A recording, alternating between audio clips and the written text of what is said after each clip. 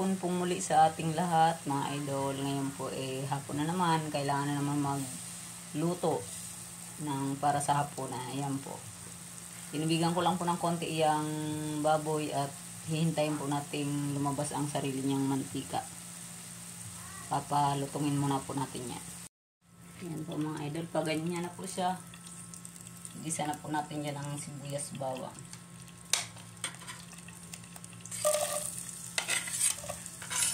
Konting gisa lang po kasi ginataan po itong lulutuin ko. Sa natin ang apoy.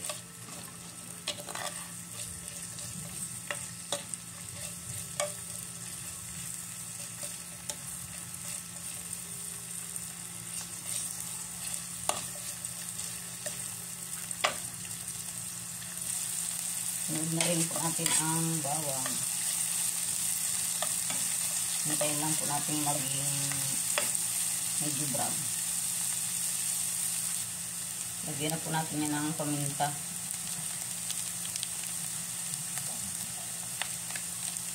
Gusto ko po medyo maraming paminta.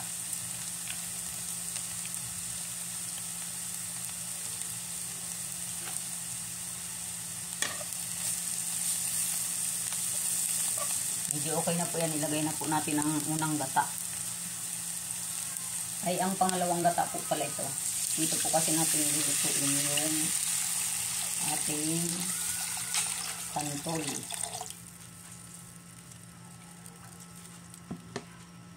May mga niyog po kasi ditong nakatambak sa bahay. Galing pong probinsya. Yun, kinayod ko na lang po at ginata. Hindi ko muna po ito asinan kasi medyo maalat po yung santol na nakaimbak.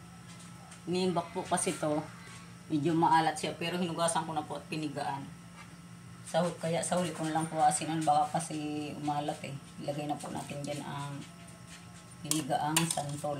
Pinipigaan po to at hinuhugasan para kung maasiman po yung santol hindi siya masyado maasim pag naluto.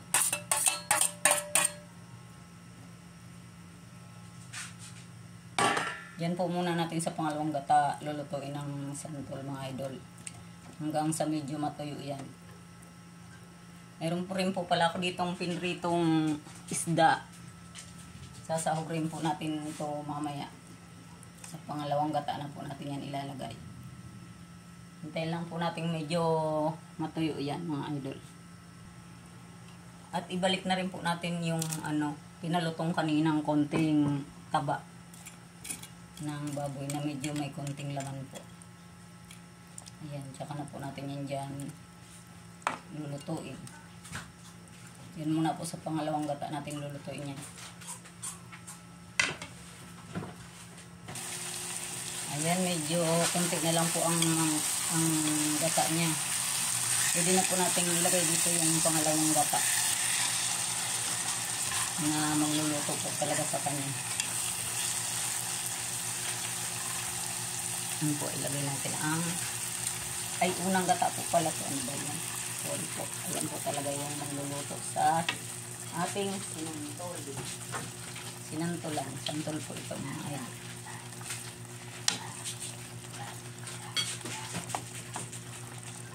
At ilagay na rin po natin ang ating pangsahog na pitong isda.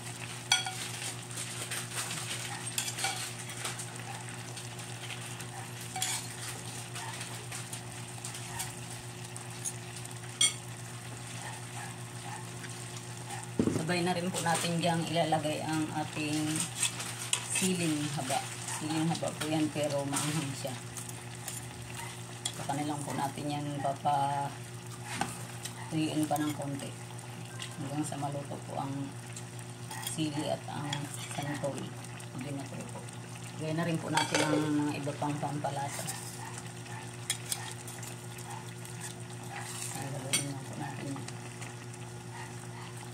Ang ating sinantol.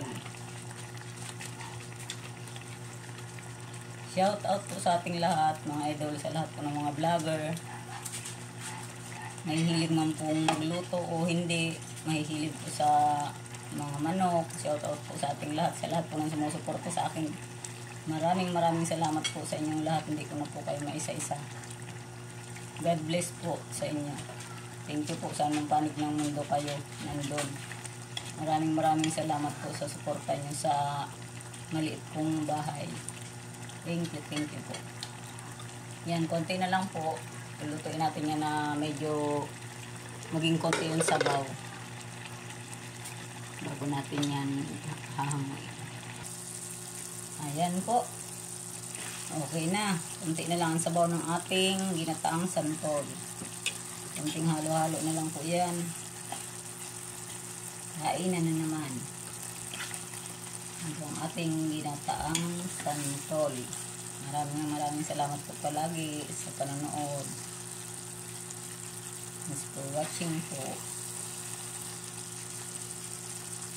Ginataang santol na medyo maanghang.